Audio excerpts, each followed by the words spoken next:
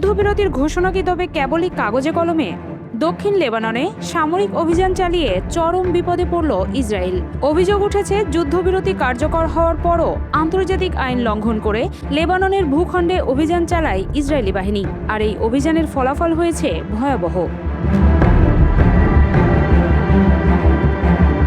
Israeli প্রতিরক্ষা বাহিনী তাদের সেনায় প্রাণহানির খবর নিশ্চিত করে। বিবৃতি দিয়ে তারা জানায়, রোববারের অভিযানে তাদের এক সেনা নিহত এবং অন্তত 6 জন আহত হয়েছেন। অন্যদিকে লেবাননের অভ্যন্তরে ইসরায়েলি বাহিনীর হামলায় প্রাণ হারিয়েছেন অন্তত 14 জন, এমন খবর পাওয়া গেছে আন্তর্জাতিক সংবাদ মাধ্যমে।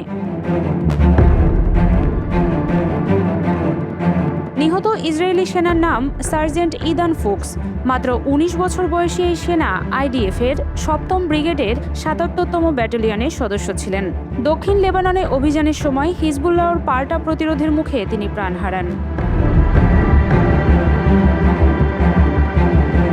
আইডিএফ-এর বিবৃতি অনুযায়ী এই লড়াইয়ে একজন সেনা কর্মকর্তা সহ আরও 3 জন গুরুতর আহত হয়েছেন।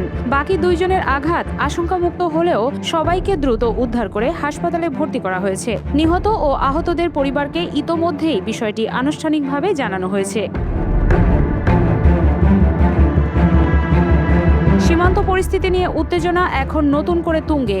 ইসরায়েল এবং লেবাননের সশস্ত্র গোষ্ঠী হিজবুল্লাহ উভয় পক্ষই একে অপরের বিরুদ্ধে যুদ্ধবিরতি লঙ্ঘনের পাল্টাপাল্টি অভিযোগ তুলছে।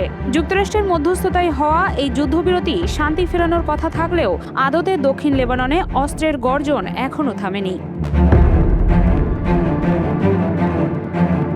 ইসরায়েলি বাহিনীর ধারাবাহিক অনুপ্রবেশ এবং অভিযান পরিস্থিতিকে আরও জটিল করে তুলছে। স্থানীয় সূত্রে জানা গেছে, রোববারের রক্তক্ষয়ী এই সংঘাতের পর সাধারণ মানুষ আবারও ঘরবাড়ি ছেড়ে নিরাপদ আশ্রয়ের খোঁজ শুরু করেছেন।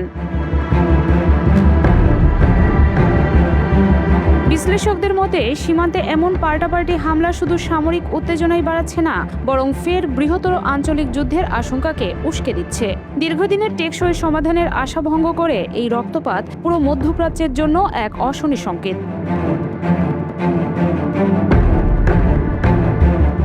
যুদ্ধবিরতির ঘোষণার পরও দক্ষিণ লেবাননে লাশের মিছিল যেন থামছেই না। প্রতিদিনই বাড়ছে হতাহত, আর সেই সঙ্গে অনিশ্চয়তা ও গভীর উদ্বেগ ছড়িয়ে পড়ছে পুরো অঞ্চলে।